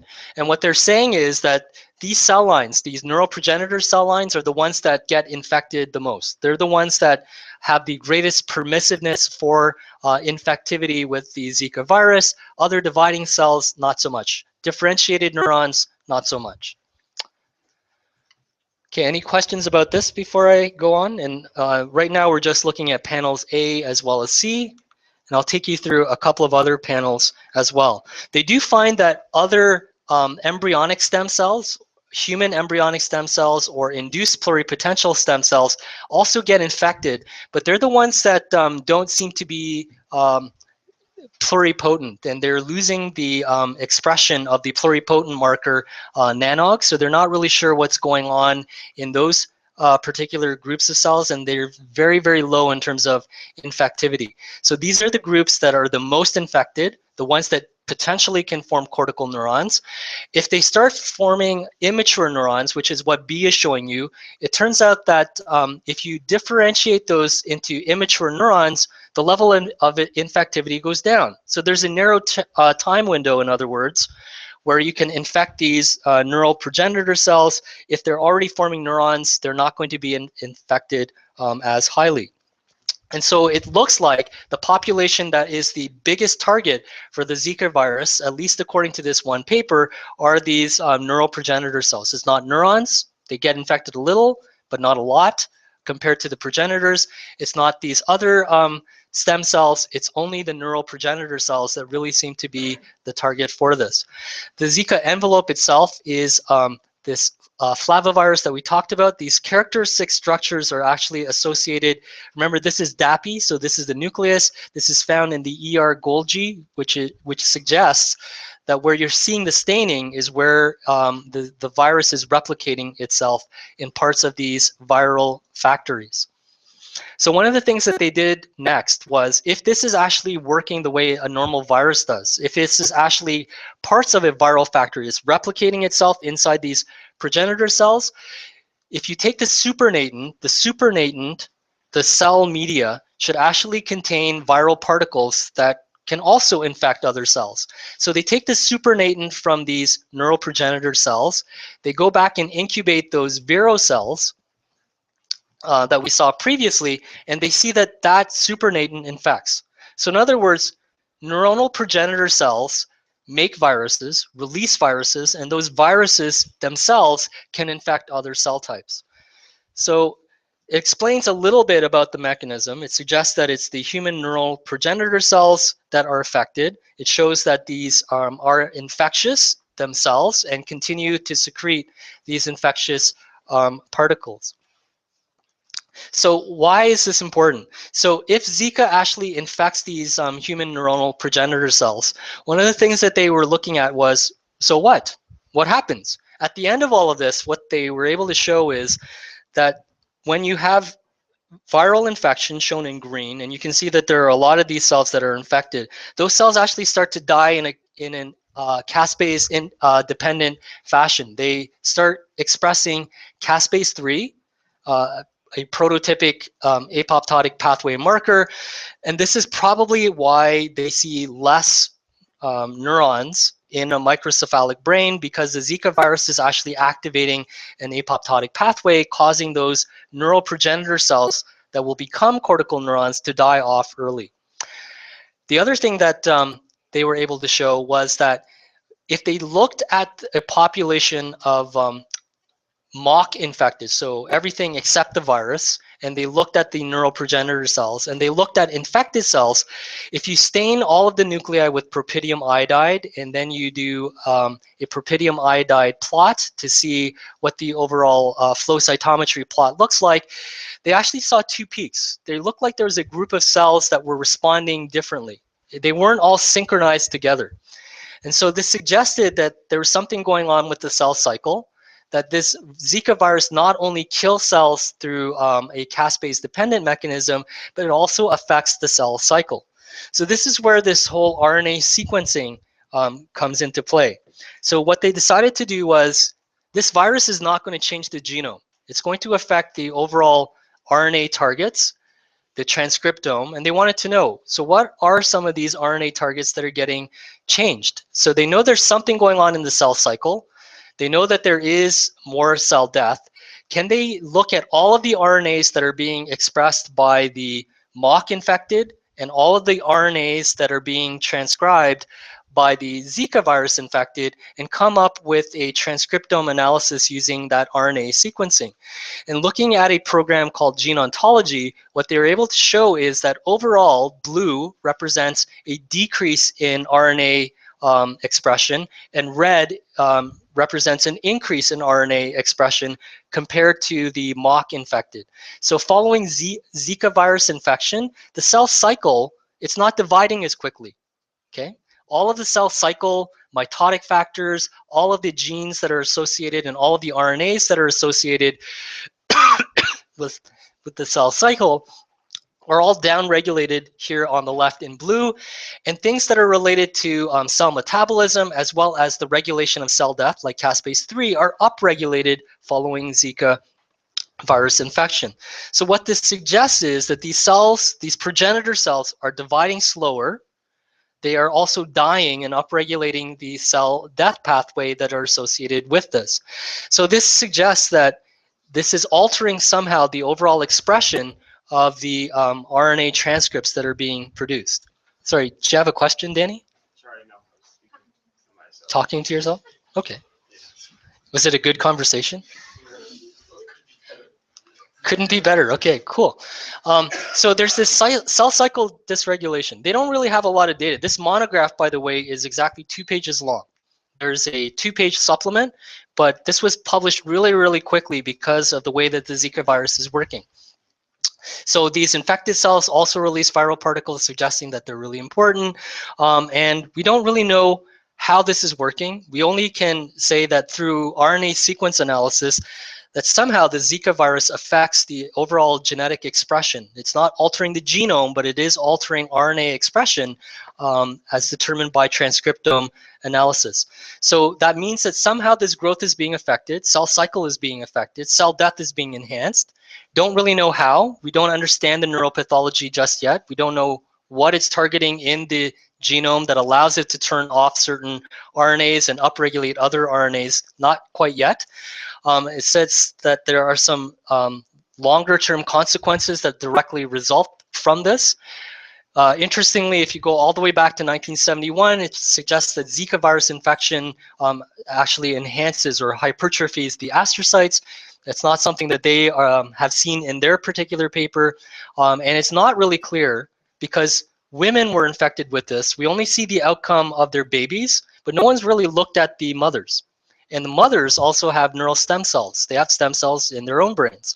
We don't know the long-term consequences of the Zika viral infection on the mothers either. We'll have to wait and see, which is a terrible thing, right? So thinking about, yes, my baby's affected, I'm not affected yet, it's only been a year, it might take some time, maybe my memory is going to go. We don't really know yet, but it's a really frightening prospect when you think about it. So this other paper actually had very, very similar results. So I won't take you through all of them because we've gone quite a bit over in terms of all the material that I wanted to get through. But they basically showed exactly the same thing. Using induced pluripotential stem cells that they put into a neural lineage, they were actually able to show that cells that were pluripotential, containing SOX2 staining in other words, were also the ones that were expressing the Zika virus envelope, similar to the other paper. This is a fascinating picture. Think a little bit about this. So some of you work in labs and you do cell culture, right? Yes, no? You work with these. You work with neurospheres. So this must look really familiar to you, right?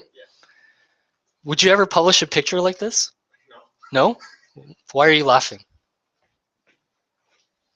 So this is actually the cover, the lid of the plate that they're taking these pictures from, right? If you look really carefully, you can see the guy's cell phone camera right up near the top of the plate. They were in such a hurry to publish this paper because they want to get it out. This is not peer reviewed. They just want the data out there. They don't care if someone's going to scoop them. It's literally changing the way we do science. And so these are neural spheres. So those neural progenitor cells, if given enough time, will form these neural spheres. They form this pattern here. If you infect those neural spheres with Zika virus, 3 days after infection, this is what happens to them. They get much smaller. Similar to the earlier papers, cell cycle goes down, more cell death occurs, and you get these smaller colonies. Over time, though, if you take a look, this is the number of neurospheres that you see. Is this a pretty good one? Not bad, all of these little neurospheres. I don't know how big this actual well is. Well, you can't actually see them sometimes, but Yeah. that looks very big.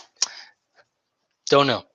So when you take a look, each of these little dots is supposed to represent neurospheres, and this is after Zika virus infection. You don't see those dots here, suggesting again either cell death or a combination of cell death as well as potentially slower growth or a loss of cell cycle upregulation. So it suggests that there is a lot going on in this disorder. It might be related to these neural progenitor cells. We don't really know. The mechanism isn't clear. It's only phenomenological. It's only descriptive at this point. We only know some things. We know some things from the transcriptome analysis that some of these genes after the virus infects them get downregulated, some get upregulated as we'd expect. Cell cycle gets downregulated through RNA sequence analysis, and some get upregulated like cell metabolism and cell-dependent forms of apoptosis. But overall, we don't know this mechanism. And again, it's a scary proposition because this disorder is still largely unknown. There is no consensus yet as to whether or not Zika infection actually does cause microcephaly in pregnant women. We think it does, the CDC thinks it does, but there are reports in Nature, for example, that we should be re-examining it. Have any of you read those papers? Do you know any of the epidemiology surrounding this at all? So the microcephaly is reported the most in the northeast portions of Brazil, not in Colombia, where they also had Zika. And it seems to be localized to certain areas. So we're not 100% sure if this is the cause. We know that in this experimental setting, it fits many of the parameters that we would think. But this is, again, something pretty remarkable. You're young scientists. You're actually seeing right now, right in front of your eyes, how science is trying to tackle a brand new disease that is cropping up. And we're throwing everything that we possibly can at it. And this is the best that we can really do right now. We don't understand it. It's been about a year, so we'll have to wait for about another year to see if science can answer any more about this. So I'm going to talk to you a little bit about the final exam, and then how I'm going to try to get you ready for the final exam. So the final exam is not cumulative. I think, if I'm not mistaken, it's on the second last day of your exams, right? Which you're all really, really looking forward to. Yeah. Sorry? Don't you hate it when it's at the very end of the exam period, though? No? So on one hand, you get more time to study. On the other hand, you get more time to study, and it's usually when the weather is really nice. So I decided to make this 25 multiple choice test questions. 2 of the short answer questions will be similar to what you had before, like really short answer. 2 of these will be with some application, so more like a long answer question. As you know, about 4% of your participation mark is still left, and what I'm going to do is use those as online sort of collaborative examples that you can do. So you'll be assigned a short answer question that will help you get ready for the final exam, and it's just a completion mark. If you do it by the time that we indicate for you, you're going to get 4%. If you don't do it, you won't get the 4%. And I'm not going to be grading you on the quality of your answer. You'll get to see everyone else's answers in an anonymous form, but that will sort of be the participation. Some of you have already signed up for the midterm to take it away with you, and that's going to go on for the next 2 weeks. If you can't drop by in the next 2 weeks because the times don't fit with your schedule, let me know and we'll arrange some other times for you. I'd like to meet all of you beforehand, even if it's only to give you back your test, but try to do so, you know, as soon as you possibly can. Things are going to come up where you have other assignments due in the last week. You're going to get busy. It gets busy in the office as well. So trying to get that done early is probably a good idea. The only other thing I'm going to mention to you, I am going to give you some practice test questions outside of the responses that you will be posting online, just to get you ready. And part of it is because the final exam is such a long time away from the end of classes, literally a month, almost a month. From the end of classes to when you write, and that's a long time for you not to be thinking about how to answer short answer questions, etc. Does that sound like a plan? For those of you who are presenting on Thursday, the Dropbox is ready for you. I heard from the TAs, both TAs last week, that the presentations were great, so I'm hoping that this week's is just as good, that there was very little note reading. Everyone seemed really well prepared. Good group dynamics, great sign. Hopefully that trend will continue. And I'll see you all after Easter in class on Tuesday.